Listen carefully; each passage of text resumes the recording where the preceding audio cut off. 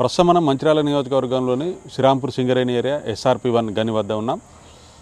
Parliament ఎన్నికల నేపథ్యంలో సింగరేణి కార్మికులు ఏమనుకుంటున్నారు, ఏ పార్టీకి పట్టం కట్టనున్నారు, వాళ్ళ అభిప్రాయాలు ఏంటో నేరుగా కార్మికులను అడిగి తెలుసుకునే ప్రయత్నం చేద్దాం. చెప్పండి, మీ పేరేంటి? పెట్టెం లక్ష్మణ్. ఏం చేస్తారు మీరు? SR1లో సీనియర్ అసిస్టెంట్ సూపరింటెండెంట్గా పనిచేస్తాను. అసిస్టెంట్ సూపరింటెండెంట్గా చేస్తున్నారు. ఎన్ని సంవత్సరాలుగా చేస్తున్నారు ఈ మైన్లో? నేను 37 ఇయర్స్ అవుతాను. 37 సంవత్సరాలుగా చేస్తున్నారు. ఓకే, లక్ష్మణ్ గారు, ఈ పార్లమెంటు ఎన్నికల నేపథ్యంలో మీరు ఏ పార్టీకి ఓటేద్దాం అనుకుంటున్నారు? నేను TRS పార్టీకే ఓటేద్దాం అనుకుంటున్నాను.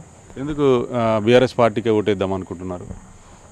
దానికి కారణం ఒకటే, సింగరేణి కార్మికులకు కేసీఆర్ గారు తెలంగాణ బొగ్గాని కార్మిక సంఘాన్ని ఏర్పాటు చేసి తెలంగాణ ఉద్యమంలో ముందు పాత్ర వహించినందుకు ఇలా కార్మికుల్ని గుండెల్లో పెట్టుకొని కార్మికులకు సంబంధించిన అన్ని సంక్షేమ కార్యక్రమాలు తను ముందుండి నడిపించడం వల్లనే ఇంత మెరుగు మాకు సౌకర్యాలు కల్పించడం వల్ల మేము TRS పార్టీ BRS పార్టీకి ఓటేయాలని, కారు గుర్తు ఓటేయాలని నిర్ణయించుకోవడం జరిగింది.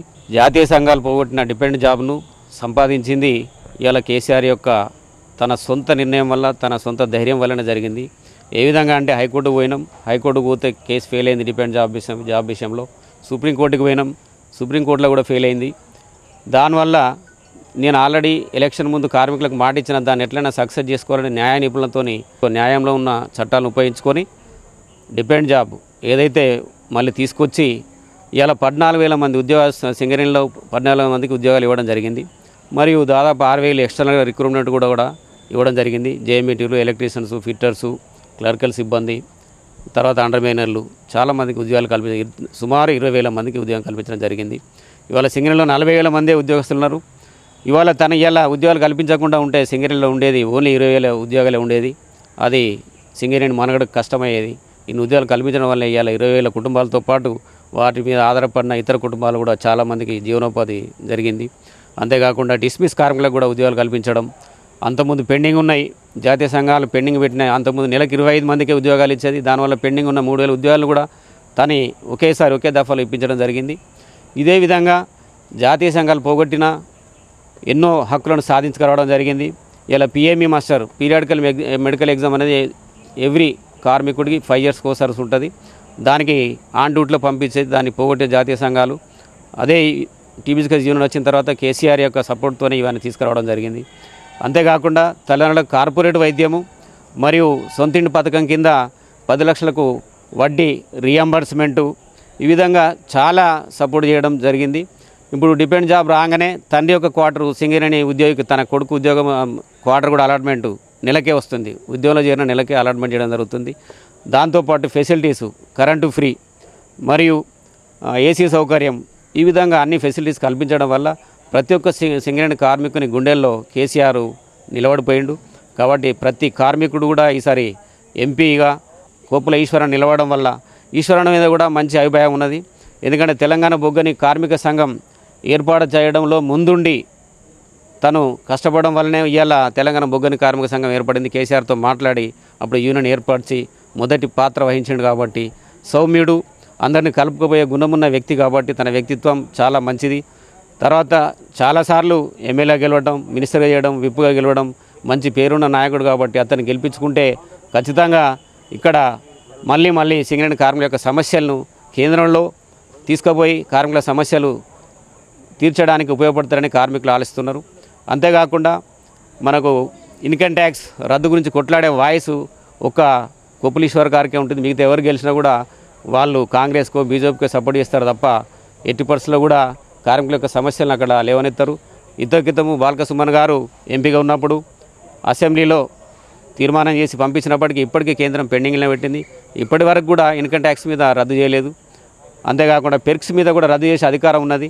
దాన్ని కూడా కానియకుండా అడ్డుపడుతున్నారు. కాబట్టి ఖచ్చితంగా BRS పార్టీ గెలిస్తేనే, కారు గుర్తు ఓటుకేస్తేనే ఈ కార్మికులకు సమస్యలు తీరుతాయని కార్మికులు కోరుకుంటున్నారు. ఎందుకు ప్రధానంగా ఇవాళ BRS పార్టీకే మేము ఓటేస్తామంటున్నారు? ఇవాళ జాతీయ పార్టీలు ఉన్నాయి, కాంగ్రెస్ పార్టీ, BJP అభ్యర్థులు కూడా అనేకమైన హామీలు ఇస్తున్నారు సింగరేణి కార్మికులకు. ఎందుకు ఇవాళ మీరు ఓన్లీ BRS పార్టీకే మేము మద్దతు అని మీరు ఎందుకు అంటున్నారు? ఇవాళ కాంగ్రెస్ పార్టీ ఉంది. 100 రోజుల్లో మేము అన్ని 6 హామీలు ఇచ్చినాము, 6 సక్సెస్ చేసుకుంటాం అన్నారు. ఇవాళ 2 లక్షల రుణమాఫీ అన్నారు, 2 లక్షల రుణమాఫీ చేయలేదు. 4,000 పెన్షన్ అన్నారు, పెన్షన్ 2000 ఇస్తున్నారు, 4000 ఇప్పటివరకు ఇంప్లిమెంట్ కాలేదు. ఒక బస్సు సౌకర్యం మాత్రమే చేయడం జరిగింది. అది కూడా 100% బస్సులు సౌకర్యం కల్పించట్లేదు, పూర్తిగా వినియోగంలోకి రాలేదు. అంతేకాకుండా రైతులకు 15,000 రూపాయలు ఇస్తానన్నారు రైతు బంధు. 15,000 కాదు ఇంతవరకు 3 ఎకరాల వరకే ఇచ్చారు తప్ప మిగతా ఎవరికి కూడా రైతు బంధు పడలేదు. ఇటువంటి ఫెయిల్యూర్స్ కాంగ్రెస్లో చాలా ఉన్నాయి కాబట్టి వారి మీద నమ్మకం పోయింది. ఆ నమ్మకం లేని వల్లనే ఎంపీకి ఖచ్చితంగా కాంగ్రెస్ని మన బీఆర్ఎస్ని గెలుపుకుంటేనే మనకు ఉపయోగపడుతుంది. ఇప్పటికే మేము తప్పు చేసినాం కాంగ్రెస్ని గెలిపించుకోనని ప్రతి పబ్లిక్ సింగరేణి కార్మికుడు కాకుండా ప్రజల్లో కూడా చాలా నిరాశ నిస్పృహలతో రైతులు చాలా బాధపడుతున్నారు. అంతేకాకుండా నీటి సౌకర్యం ఇలా కాళేశ్వరంలో జరిగిన చిన్న పొరపాటును దాన్ని పెద్ద ఎత్తున చూయించి చాలా నష్టం చేస్తున్నారు. అంతేకాకుండా నీళ్లు లేకుండా చేసేసి ఇలా రైతులకు చాలా నష్టం జరిగింది. ఇలా రైతు బంధు రాలేదు, పండిన పంట కూడా చేతికి రాకుండా నష్టపోయారు. కాబట్టి కాంగ్రెస్ మీద వ్యతిరేకత వచ్చింది. ఇక బీజేపీ వైఖరికి వస్తే బీజేపీ ఎంతసేపు మత పోగడలకే పోతున్నది, తర్వాత కొద్దిమందికే ఆస్తులను కట్టబెడుతూ సంక్షేమ పథకాలను ముందుకు తీసుకురాకుండా నష్టపెడుతున్నది. దానివల్ల ఈ మతం రెచ్చగొట్టడం వల్ల దేశంలో శాంతి లేకుండా పోతుంది, చాలా ఇబ్బంది కలుగుతుంది. కాబట్టి దాని వ్యతిరేకతతో ఖచ్చితంగా బీజేపీ రావటం కంటే కాంగ్రెస్ రావడం కంటే బీఆర్ఎస్ వస్తేనే ప్రశాంతత ఉంటుంది, శాంతియుతంగా ఉంటుంది అనేది అందరూ కోరుకుంటున్నారు. ఓకే, థ్యాంక్ యూ లక్ష్మణ్ గారు. మీరు చెప్పండి, మీ పేరేంటిది? నా పేరు రవిచందర్. రవిచంద్ర గారు, ఏం చేస్తారు మీరు? నేను జనరల్ మజూరు చేస్తున్నాను సింగరేణిలో. ఎన్ని సంవత్సరాలుగా చేస్తున్నారు? 3 సంవత్సరాలు దాటిపోయిందండి. ఓకే అండి, ఏదైతే పార్లమెంట్ ఎన్నికల నేపథ్యంలో ఏ పార్టీకి మీ అయితే యువ కార్మికులు ఏ పార్టీ కోటేద్దాం అనుకుంటున్నారు? 100% బీఆర్ఎస్ ప్రభుత్వానికి మేము గెలిపించాలనుకుంటున్నామండి. కొప్పులీశ్వర్ గారు ఎవరైతే ఎంపీగా అభ్యర్థి పోటీ చేస్తున్నారో వాళ్ళకే ఓటేయాలనుకుంటున్నాం మేము. ఎందుకండి బీఆర్ఎస్ పార్టీకి ఎందుకు ఓటేద్దాం అనుకుంటున్నారు? ఇవాళ కాంగ్రెస్ పార్టీ, బీజేపీ వాళ్ళు కూడా ఉన్నారు. ఎందుకు ఆ పార్టీలకు ఓటేయకుండా మీరు బీఆర్ఎస్కే అంటున్నారు? 2014లో టీఆర్ఎస్ ప్రభుత్వం ఏదైతే బీఆర్ఎస్ ఉందో ఏర్పడిందండి. అప్పుడు తీసుకున్న చారిత్రాత్మక నిర్ణయం ఏంటంటే అండి, ఇది వారసత్వ ఉద్యోగాలు ఇవ్వడం. ఎవరైతే వారసత్వం కోరుకుంటున్నారో వాళ్ళకి వారసత్వ ఉద్యోగాలు ఇస్తామని చెప్పేసి కేసీఆర్ గారు హామీ ఇచ్చారు. ఆ హామీ నిలబెట్టుకుంటూ వారసత్వం ఉద్యోగం ఇచ్చారు. అలాగే వారసులు లేని వాళ్ళకు కూడా దాదాపు 25 లక్షల రూపాయలు ఇవ్వడం అనేది జరిగింది. అయ్యా మాకు వారసులు లేరు, మాకు ఆడపిల్లలు మాత్రమే ఉన్నారన్న వాళ్ళకు కూడా లేడీస్కి వాళ్ళకి ఎవరికి ఉమెన్స్ కూడా ఎంప్లాయ్మెంట్ అని ఇవ్వడం అనేది జరిగింది. ఇది ఒక హక్కు.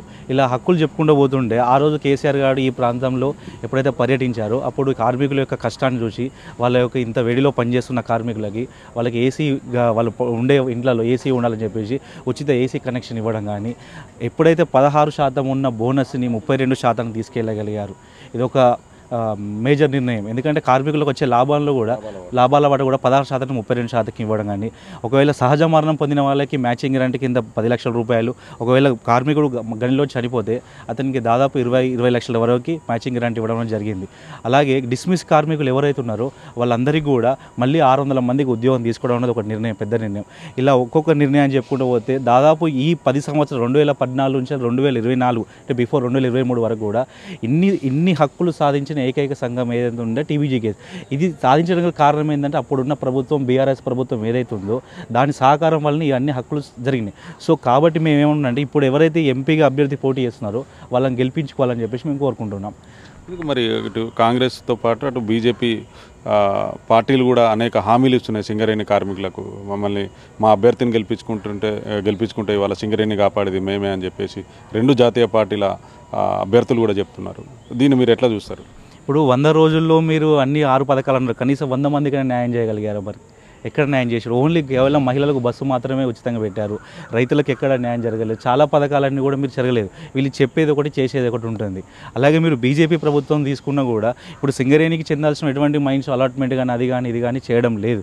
వాళ్ళు 4 బొగ్గు బ్లాక్స్ మేము వేలంలో పెడతామంటే సింగరేణి ఎక్స్ప్లోరేషన్ చేసి దానికి సర్టన్ అమౌంట్ ఖర్చు పెట్టి 700 కోట్లు 1000 కోట్ల ఖర్చు పెట్టి ఎక్స్ప్లోరేషన్ చేసి ఇప్పుడు మేము మీకు ఇవ్వం, మీరు వేలంలో పాటించాలని చెప్పేసి మేము చాలా రకాల ధర్నాలు చేసినాం. అప్పుడు ఎటువంటి పట్టించుకున్నటువంటి బీజేపీ ప్రభుత్వం ఈరోజు మీ హామీలు నెరవేరుస్తుంటే ఎలా నమ్ముతామండి వాళ్ళని మేము? మీరు చెప్పండి, మీ పేరేంటిది? నా పేరు బత్తుల రాజేశం. SR1లో పనిచేస్తాం. మున్సిగా ఎన్ని సంవత్సరాలుగా పనిచేస్తున్నారు? ఏం చేస్తారు? 29 సంవత్సరాలుగా పనిచేస్తున్నాను. మున్సిగా పనిచేస్తున్నాను ఈ మైన్లో నేను. అయితే ఓకే అండి, ఇప్పుడు లోక్సభ ఎన్నికలు ఉన్నాయి. ఎట్లా మీ కార్మిక వర్గం ఏమనుకుంటున్నారు? ఏ పార్టీ కోటేద్దాం అనుకుంటున్నారు?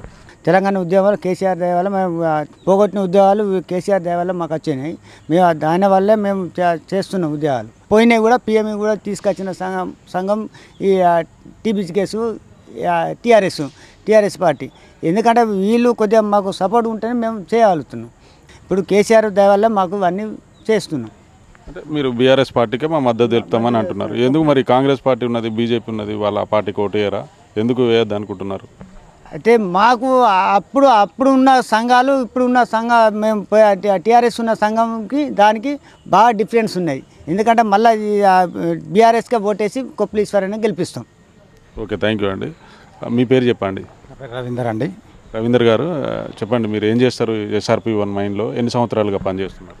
నేను అపాయింట్ అయ్యి 94లో అపాయింట్ అయినా 30 సంవత్సరాలు అవుతుంది. నేను ప్రస్తుతం SRP-1లో ట్రామర్గా పనిచేస్తున్నా. ఓకే, చెప్పండి, ఏదైతే పార్లమెంటు ఎన్నికల నేపథ్యంలో మీ కార్మికులంతా కూడా ఇవాళ ఏ పార్టీకి ఓటేద్దాం అనుకుంటున్నారు రేపు వచ్చే ఎన్నికల్లో? ఈరోజు తెలంగాణ సాధించడంలో ముఖ్య పాత్ర పోషించిన కేసీఆర్ గారి అనుబంధంగా ఉన్న పార్టీ కానీ అనుబంధంగా ఉన్న యూనియన్స్ కానీ మాత్రమే గెలిపిస్తాం. ఎందుకంటే ఈరోజు ఎన్నో హక్కులు కానీ పార్టీ పరంగా సంక్షేమ పథకాల్లో ముందున్నందున వారికే మేము మద్దతు ఇవ్వాలని అనుకుంటున్నాం. ఎందుకు ప్రధానంగా ఇవాళ మీరు బీఆర్ఎస్ పార్టీకే మద్దతు తెలుపుదాం అనుకుంటున్నారు? మిగతా పార్టీలు కూడా ఉన్నాయి కదా, మిగతా పార్టీ అభ్యర్థులు కూడా తిరుగుతున్నారు కదా, అనేకమైన హామీలు ఇచ్చుకుంటూ, ఎందుకు ఆ పార్టీలను వద్దనుకుంటున్నారు? ఇవాళ పార్టీ పరంగా చూస్తే సంక్షేమ పథకాలలో ముందున్నది పేదలకు, నిరుపేదలకు 2000 రూపాయలు పెన్షను, ప్లస్ వికలాంగులకు ఉన్న గతంలో ఉన్న పెన్షన్ కంటే పెంచుకుంటూ వస్తూ వాళ్ళని ఆదుకుంటూ, ఇటు రైతులకు రైతు బంధు దాదాపుగా అందరికీ అప్పుడున్న ప్రభుత్వం అందరికీ వేసింది. ఇప్పుడు ఉన్న ప్రభుత్వం కొంత ఆలస్యం చేస్తూ డబ్బులు లేవని ఇబ్బందికరంగా చేస్తుంది. రైతులు ఎంతో బాధతో వాళ్ళు నిరాశ నిస్పృహలతో ఇబ్బంది పడుతున్నారు. గతంతో పోలిస్తే మీరు చెప్పండి, ఇవాళ కార్మికులకు అనేక హక్కులు కూడా సాధించుకున్నారు. దీన్ని మనం ఎట్లా చూడవచ్చు? ఖచ్చితంగా, ఎందుకంటే ఈరోజు ఆ పార్టీకి అనుబంధంగా ఉన్నది కాబట్టే ఇన్ని హక్కులు సాధించగలిగినారు. కాబట్టి ఆ అనుబంధంగా ఉన్న TBGS అనుబంధంగా ఉన్నది కాబట్టి వీరు ఇద్దరి సమైక్యతతో పనిచేయగలిగారు కాబట్టి ఎన్నో హక్కులు వచ్చినాయి. అందులో ముఖ్యంగా డిపెండెంట్ ఎంప్లాయ్మెంట్ కానీ, ఈరోజు సొంతింటి కళకు 10 లక్షల వడ్డీ లేని రుణం కానీ, ఇట్లా చెప్పుకుంటూ పోతే అది ఒక రోజు కూడా సరిపోదు. అన్ని హక్కులు సాధించారు కాబట్టి ఆ పార్టీకి అనుబంధంగా, పార్టీకి యూనియన్ పరంగా కానీ పార్టీకి అనుబంధంగా ఉన్న దాన్నే గెలిపించడానికి మేమంతా సిద్ధంగా ఉన్నాం. ఓకే అండి, థ్యాంక్ యూ. మీరు చెప్పండి, మీ పేరేంటిది, మీరేం చేస్తారు? నా పేరు వికాస్. నేను SRP-1లో టెండాలు చేస్తున్నాను. ఎన్ని సంవత్సరాలుగా పనిచేస్తున్నారు? నేను 8 years అవుతుంది. చెప్పండి వికాస్ గారు, లోక్సభ ఎన్నికల నేపథ్యంలో ఏ పార్టీకి మీరు ఓటేద్దాం అనుకుంటున్నారు? మేము సింగరేణి కార్మికులు 20,000 మంది యువత ఇలా కేసీఆర్ పుణ్యాన ఉద్యోగాలు వచ్చినాము. దాని ద్వారా మేము లోక్సభ ఎన్నికలలో కొప్పులీశ్వరాన్ని గెలిపించుకోవాలని చూస్తున్నాం. ఎందుకు కొప్పులీశ్వర్ గారిని బీఆర్ఎస్ పార్టీకి ఓటేద్దాం అనుకుంటున్నారు? కొప్పులీశ్వర్ గారికి మద్దతు తెలుపుదాం అనుకుంటున్నారు. మిగతా పార్టీలు, జాతీయ పార్టీలు ఉన్నాయి, ఆ పార్టీలకు ఓటేయారా? ఎందుకు ఓటేయద్దు అనుకుంటున్నారు? కొప్పులీశ్వర్ గారిని ముఖ్యంగా ఎందుకు గెలుచుకోవాలనుకుంటున్నామంటే ఆయన మాలో మాజీ కార్మికుడుగా పనిచేసి పదవి విరమణ తీసుకొని ఎమ్మెల్యేగా పోటీ చేసి ప్రభుత్వ విప్ అయి మాకు చాలా విధాలుగా సాయం చేశాడు. మాలాంటి యువతకు చాలా అవకాశాలు వచ్చినాయి సింగరేణిలో. ఒకసారి అపాయింట్మెంట్ ఇంటర్నల్ పోస్టులు అయినా, ఏ పోస్ట్ అయినా, మా తల్లిదండ్రులకు కార్పొరేట్ వైద్యమైనా అన్ని విధాలా మాకు కృషి చేశారు కాబట్టి మేము కొప్పులీశ్వరిని గెలిపించుకోవాలని చూస్తున్నాం. ఎందుకు మరి మిగతా జాతీయ పార్టీలు ఉన్నాయి, అటు అభ్యర్థులు కూడా తిరుగుతున్నారు, కాంగ్రెస్ పార్టీ ఉన్నది, బీజేపీ ఉన్నది, ఎందుకు ఆ పార్టీలకు మీరు మద్దతు ఇవ్వడం లేదు? జాతీయ పార్టీలు ఉంటే మాకు ప్రైవేటీకరణకు మాకు ఇప్పుడున్న 20,000 మంది యువతకు ఉద్యోగం వచ్చేది కాదు. వాళ్ళని నమ్ముకొని మేము మళ్ళీ మోసపోయే ప్రసక్తి లేదని జాతీయ సంఘాలను, జాతీయ పార్టీలను వల్ల మన రాష్ట్రానికి ఏం లాభం ఉండదు. మన ప్రాంతీయ పార్టీ, మన కేసీఆర్ ఉంటేనే మన రాష్ట్రానికి భవిష్యత్తు ఉంటుందని కోరుకున్నాం.